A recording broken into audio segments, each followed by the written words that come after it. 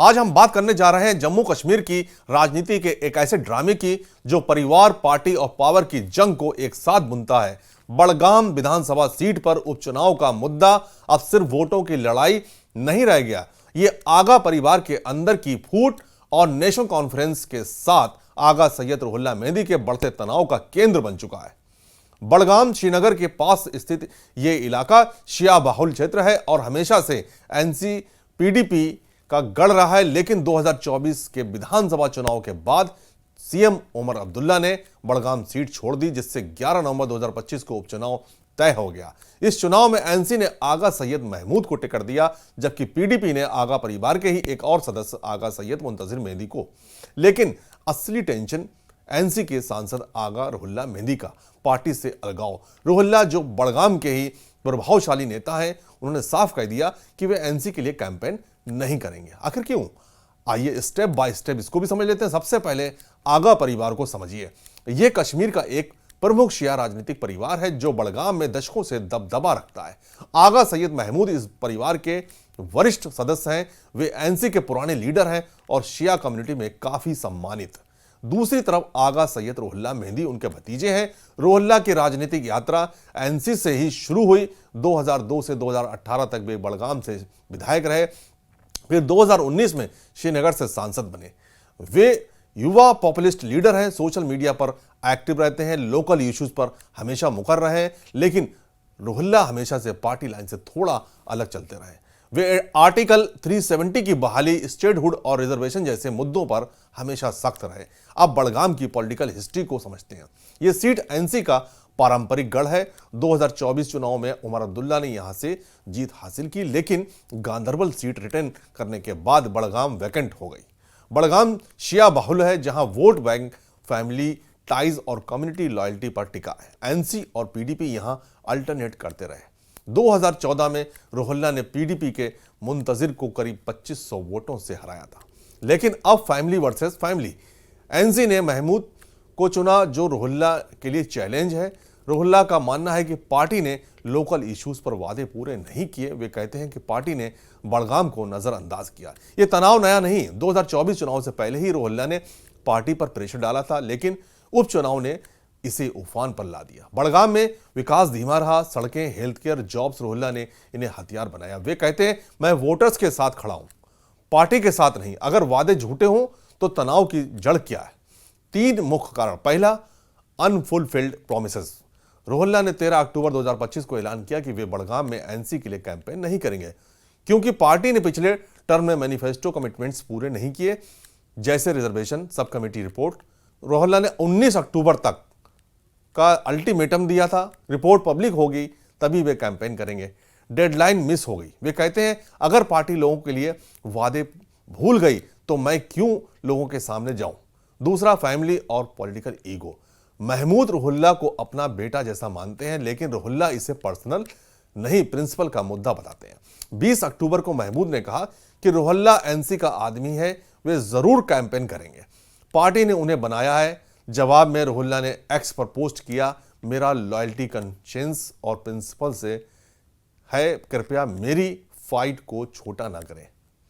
अगर समझ ना आए तो कम से कम मुझे इस लेवल पर ना घसीटें। यह फैमिली फ्यूड अब पब्लिक हो चुका है। डिप्टी सीएम सुरेंद्र चौधरी ने भी तंज कसा, कौन सा आगा, मैं तो आगा महमूद को जानता हूं। तीसरा, स्ट्रेटेजिक मूव्स, यानी एनसी ने महमूद को चुना ताकि रुहुल्ला का प्रभाव न्यूट्रलाइज हो, लेकिन रुहुल्ला का बड़गाम में मजबूत बेस है। युवा वोटर्स, सोशल मीडिया फॉलोअर्स, उनकी गैर मौजूदगी एनसी के लिए झटका है। उमर अब्दुल्ला ने कहा कि महमूद को उम्मीद है रुहुल्ला सपोर्ट करेंगे, लेकिन रुहुल्ला दिल्ली चले गए और अपनी टीम से कहा कि उसको नोटिस जारी करें। तो उनकी टीम ने नोटिस जारी किया कि मेरी फोटोज या वीडियोस कैंपेन में यूज ना करें, वरना लीगल एक्शन होगा। यह तनाव एनसी के अंदरूनी कलह को उजागर करता है। बड़गाम उपचुनाव उमर सरकार का पहला पॉपुलैरिटी टेस्ट है। अगर एनसी हारी तो स्टेटहुड, आर्टिकल 370 जैसे मुद्दों पर सवाल उठेंगे। अब आते हैं लेटेस्ट अपडेट पर। 20 अक्टूबर को नामांकन का दिन था। एनसी के आगा महमूद पीडीपी के आगा मुंतजिर मेहंदी और बीजेपी के आगा सैयद मोहसिन ने पेपर्स फाइल किए। इंडिपेंडेंट मुंतजिर मोहिउद्दीन भी मैदान में हैं, साथ ही आप और अवामी इत्तेहाद पार्टी के कैंडिडेट्स भी हैं। वोट फ्रैगमेंटेशन का खतरा है। महमूद ने कॉन्फिडेंस दिखाया है। बड़गाम एनसी का गढ़ है, रुहुल्ला जरूर आएंगे, लेकिन रुहुल्ला दिल्ली फ्लाइट से चले गए। उनकी टीम का नोटिस वायरल हो गया, कैंपेन में मेरी इमेज यूज ना करें, ये मिस रिप्रेजेंटेशन है। एनसी स्पोक्सपर्सन तनवीर सादिक और उमर ने अपील की, लेकिन कोई रिस्पॉन्स नहीं। 21 अक्टूबर तक कैंपेन हीटअप हो रहा है। डिप्टी सीएम चौधरी ने कहा कि एनसी पब्लिक इश्यूज पर लड़ेगी, स्टेटहुड सबसे बड़ा। पीडीपी का नैरेटिव, एनसी ने बड़गाम को धोखा दिया, डेडिकेटेड रिप्रेजेंटेशन चाहिए। बीजेपी के आगा मोहसिन कहते हैं कि हम डेवलपमेंट पर फोकस करेंगे। एक्स पर डिबेट गर्म है। एक यूजर ने कहा कि एनसी ने रुहुल्ला को न्यूट्रलाइज करने का मास्टर स्ट्रोक मारा। दूसरा ये कहता है कि यह आगा वर्सेस आगाओं की जंग है, लोग फैसला करेंगे। रुहुल्ला के सपोर्टर्स कहते हैं कि यह सर्वाइवल की फाइट है। 11 को वोटिंग और काउंटिंग 14 नवंबर को है, ये तो नतीजा तय करेगा। ये तनाव सिर्फ बड़गाम तक सीमित नहीं, एनसी के लिए रुहुल्ला की गैर मौजूदगी वोटर्स को डिवाइड कर सकती है। शिया कम्युनिटी में स्प्लिट होंगे, कुछ महमूद के साथ, कुछ रुहुल्ला के साथ। पीडीपी को फायदा हो सकता है। मुंतजिर फैमिली टाइज यूज कर सकते हैं। बीजेपी और छोटी पार्टियां वोट काटेंगी। अगर एनसी बिना रुहुल्ला के जीती तो उनका पॉलिटिकल सर्वाइवल खतरे में आ जाएगा।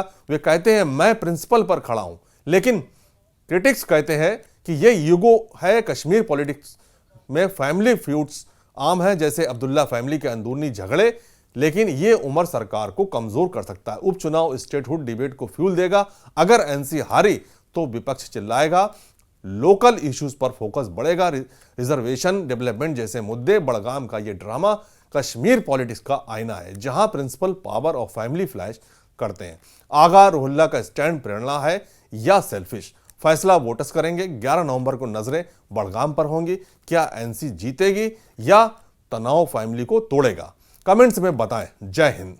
पहले तो कोई इसमें कोई ये घमासान नहीं है, जैसे ये मीडिया ट्विस्ट देने की कोशिश कर रहा है कि ये ए वर्सेस ए है। ऐसा कुछ नहीं है। हाँ, रास्ते अलग हो सकते हैं।